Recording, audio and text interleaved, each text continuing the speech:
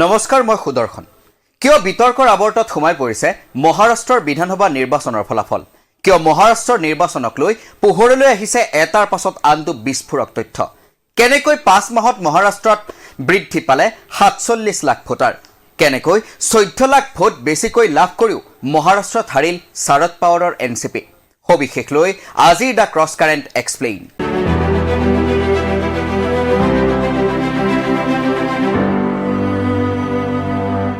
23 নৱেম্বৰত প্ৰকাশ পালে মহাৰাষ্ট্ৰ বিধানসভাৰ নিৰ্বাচনী ফলাফল। এতিয়ালৈ মুখ্যমন্ত্ৰী কোন হ'ব সেয়া থিৰাং নহলেও অবাঞ্ছিত আসন লাভেৰে মহাৰাষ্ট্ৰত পুনৰ শাসনলৈ আহে এনডিএ। কিন্তু এনডিএৰ মহাৰাষ্ট্ৰ বিজয় যেন এক মিলাব নোৱাৰা সমীকৰণ। নিৰ্বাচনত কোনো এটা দল জয়ী হোৱাটো ডাঙৰ কথা নহয়, কিন্তু প্ৰতিষ্ঠান বিৰোধী ঢৌৰ পাছত এনডিএ যেনেকৈ মহাৰাষ্ট্ৰ জিকিছিল সেয়া আছিল আশ্চৰ্যকৰ বিষয়। মহাৰাষ্ট্ৰৰ ফলাফল প্ৰকাশৰ পাছৰে পৰা সৃষ্টি হৈছিল বিতৰ্কৰ। দেশৰ বিভিন্ন ৰাজনৈতিক বিশ্লেষকে মহাৰাষ্ট্ৰৰ ফলাফলক লৈ প্ৰকাশ কৰিছিল সন্দেহ। আনকি নিৰ্বাচন আয়োগৰ ওপৰতো বাৰে বাৰে উত্থাপন হৈছিল প্ৰশ্ন। কিন্তু তাৰ পাছতো ৰৈ গৈছিল এক বিশেষ প্ৰশ্ন, কি অংকত মহাৰাষ্ট্ৰ জিকিছিল বিজেপিয়ে? শেহতীয়াকৈ পোহৰলৈ আহিছে বিজেপিৰ মহাৰাষ্ট্ৰ বিজয়ৰ সবিশেষ অংক। কিন্তু দুৰ্ভাগ্যজনকভাৱে দেশৰ নিৰ্বাচন আয়োগ আৰু বিজেপিৰ বাবে সাধাৰণ জনতাৰ বাবে এই অংক হৈ পৰিছে দুৰ্বোধ্য।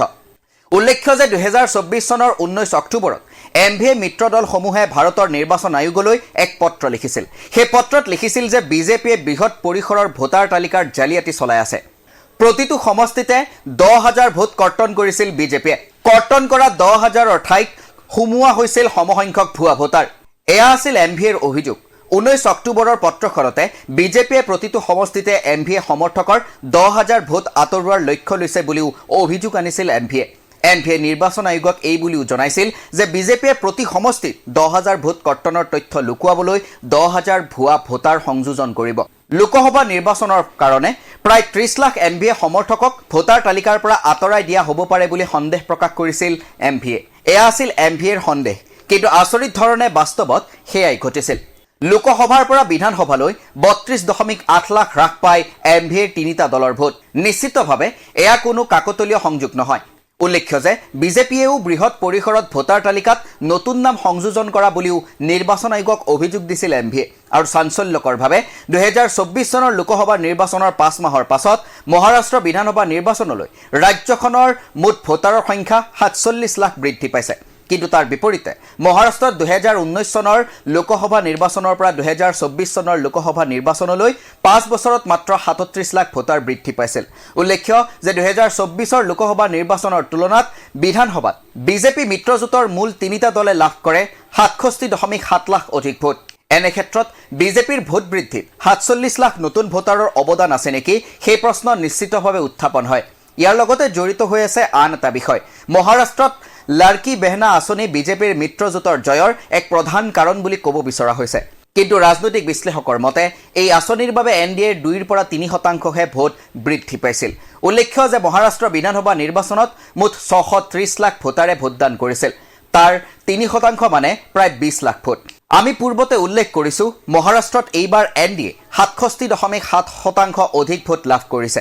একেদৰে ওপৰত উল্লেখ কৰিছো যে বিধানসভা নিৰ্বাচনৰ পূৰ্বে নতুনকৈ সংযোজিত হৈছিল 47 লাখ নতুন ভোটাৰ। কিন্তু আচৰিত ধৰণে এই 47 লাখ আৰু মহিলা 20 লাখ ভোটাৰ মিলি হয় এনডিএৰ অতিৰিক্ত 67 লাখ ভোট। মহাৰাষ্ট্ৰৰ অদ্ভুত অংক ইমানতেই শেষ নহয়। অজিত পাৱাৰৰ এনচিপিয়ে 58.1 লাখ ভোট লাভ কৰি লাভ কৰে 41খন আসন। বিপৰীতে শাৰদ পাৱাৰৰ এনচিপিয়ে 72.8 লাখ ভোটেৰে লাভ কৰে 10খন আসন। অৰ্থাৎ 14 লাখ ভোট বেছিকৈ লাভ কৰিও পৰাজিত হয় শাৰদ পাৱাৰৰ এনচিপি।